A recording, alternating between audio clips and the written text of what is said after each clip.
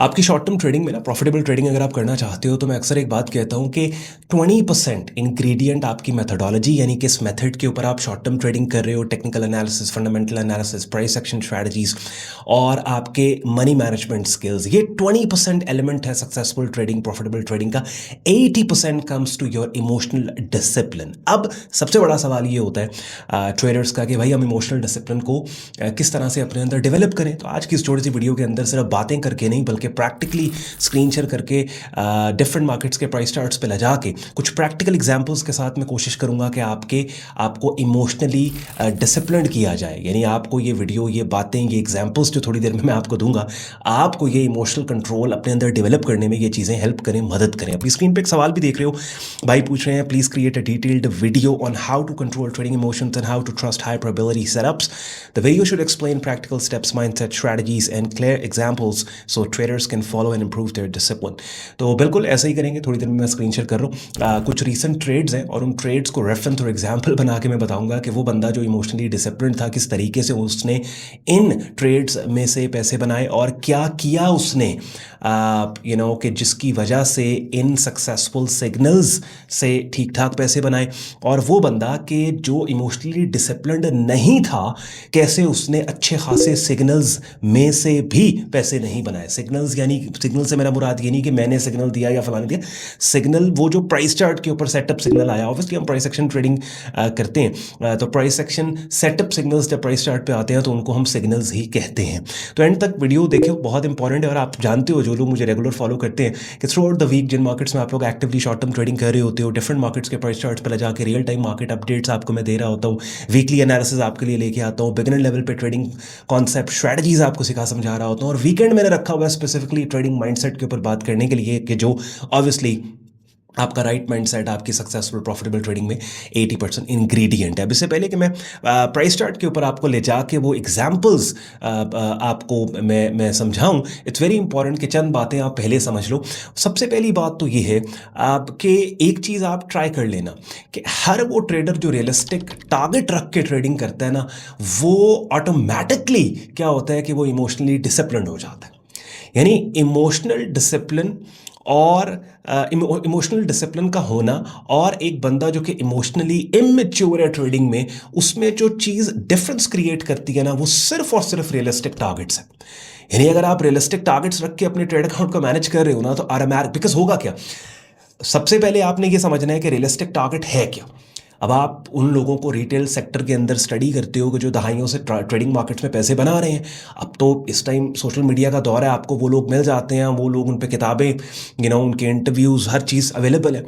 तो जब आप उनको स्टडी करते हो, यू कम टू नो कि ईयरली बेसिस के ऊपर अगर एक बंदा 30 to 40% का रिटर्न अपने ट्रेडिंग अकाउंट के ऊपर पोस्ट कर रहा है ना, तो उसको दुनिया एक्सेलेंट ट्रेडर मानती है। बिकॉज ये एक ऐसा रिटर्न है कि इसमें आप स्टॉक मार्केट को भी बीट कर रहे हो, इन्फ्लेशन को भी, दुनिया में कहीं भी बैठे हो आप बीट कर रहे हो, रियल स्टेट मार्केट को भी आप रिटर्न वाइज आप बीट करते हो। तो ये बड़ा एक्सेलेंट रिटर्न है। अब ये रिटर्न ईयरली बेसिस के ऊपर बनाने के लिए ना, मंथली बेसिस पे, पहली बात रियल स्टेट को मैं कंपेयर नहीं कर रहा ट्रेडिंग से, obviously real estate is far more superior than any sector और एनी इंडस्ट्री किसी से भी। बिकॉज हर बंदा किसी भी प्रोफेशन में सक्सेसफुल होता है, अल्टीमेट उसका जो डेस्टिनेशन है, वो गोल है, वो यही होता है कि वो रियल स्टेट करे।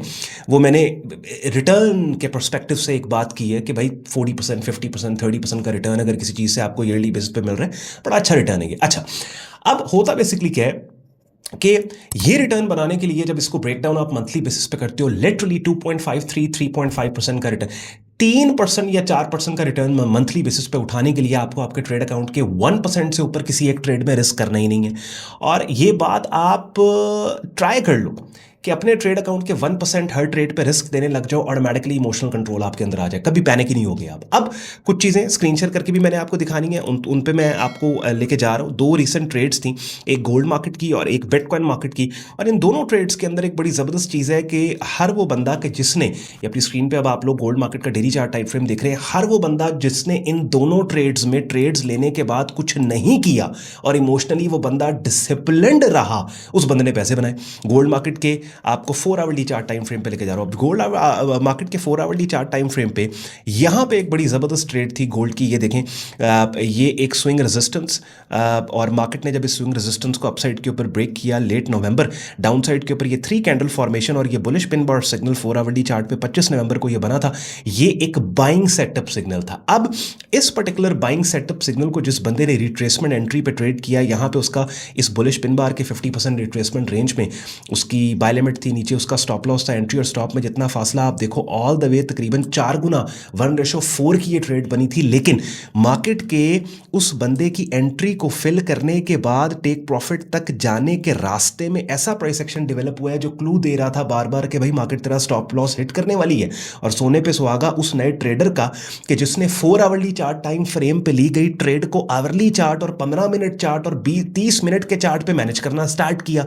तो इतने बेतहाशा सिग्नल्स आए कि जो क्लू दे रहे थे कि भाई ये ट्रेड तेरी फेल होने वाली है। लेकिन उसके बाद क्या हुआ, हर वो ट्रेडर जो मैच्योर था, जो इमोशनली डिसिप्लिन्ड था, जिसने उतनी ही क्वांटिटी उतना ही लॉट साइज इस ट्रेड के ऊपर उठाया कि जो वो अफोर्ड करता था लूज करना, यानी अपने ट्रेड अकाउंट का 1% रियलिस्टिक टारगेट को सामने रख के उसने जब 4 आवरली चार्ट टाइम फ्रेम के ऊपर ये ट्रेड ली, सेट एंड फॉरगेट स्ट्रेटजी को डिप्लॉय किया। और इवेंचुअली उसको पता लगा 3-4 दिनों के बाद कि भाई 2-3 दिनों के बाद मेरा टेक प्रॉफिट टारगेट हिट हो चुका है। उसके बाद बिटकॉइन मार्केट की डेली चार्ट टाइम फ्रेम पे, बल्कि ये वाली जो कॉल है, ये वाला जो सिग्नल है, इसको बाकायदा मैंने वीडियो में बिटकॉइन की जो डेडिकेटेड ये जो वीडियो और वीकली अपडेट, उसमें मैंने इस सिग्नल को हाईलाइट किया था। आप लोगों को अगर याद है तो मुझे आपने बताना है। अभी भी उस कैंडल की शक्ल के ऊपर सर्कल लगा हुआ है। 28 नवंबर को ये बेरिश पिन बार सिग्नल आया था और इसकी रिट्रेसमेंट रेंज में बोला था कि यहाँ से सेल हो सकता है, ऊपर आपका स्टॉप लॉस है, जितना एंट्री और स्टॉप में फासला है उससे 2 गुना 2.5 गुना फासले के ऊपर नीचे लोगों के टेक प्रॉफिट टारगेट।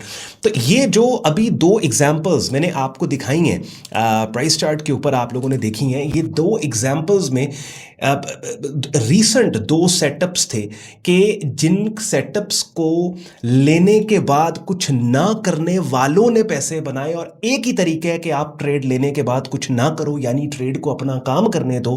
कि अगर आपने रिस्क वो दिया है कि जो आप अफोर्ड करते हैं, यानी आपका रिस्क। और अक्सर लोग कहते हैं emotional, there is no other way. लेकिन at the end of the day इंसान है हम। ऐसे तो मैं नहीं कह सकता कि भाई लेट्स सपोज अगर आपका $1000 का ट्रेड अकाउंट है और किसी एक ट्रेड के ऊपर आपने 10% $100 का रिस्क दे दिया है और मार्केट आपके अगेंस्ट आ रही है, तो अब आप इमोशनली डिसिप्लिन्ड हो। कोई भी नहीं हो सकता भाई, मैं भी नहीं हो सकता। वो बंदा जिसने 10 साल जिसको ट्रेडिंग करते, 20 साल जिसको ट्रेडिंग करते हो गए हैं, उसने भी अगर लेट्स सपोज $10,000 के ट्रेड अकाउंट में से $5,000 किसी एक ट्रेड पे रिस्क दिया है, तो मुझे बताओ, बेशक उसे 20 साल ट्रेड करते हुए हुए हैं, क्या वो इमोशनली डिसिप्लिन्ड होगा? कोई भी नहीं होगा। तो समझें इस बात को। व्हेन इट कम्स टू के इमोशनल डिसिप्लिन, तो होता उसमें क्या है कि आप रियलिस्टिक टारगेट, क्योंकि रियलिस्टिक रीजनेबल रिस्क आप किसी ट्रेड में दोगे ही तब कि जब आपका टारगेट रियलिस्टिक है। कि भाई आपने पूरे महीने के अंदर बनाना क्या है, चले 5% आप रख लें। अगर आप 1:2 या 1:3 रिस्क टू रिवॉर्ड मॉडल पे काम कर रहे हो, आपने अपने ट्रेड अकाउंट का 1-1.5% का रिस्क देके अगर टीपी हिट होने के बाद 3% बना लिया, आपने तो एक ट्रेड में महीने का टारगेट पूरा कर लिया। बात में तो आप इन चेक रहते हो। दूसरी बात कि आपने ये सवाल में ये था कि अपने सेटअप्स को किस तरह से हम जो है वो ट्रस्ट करें।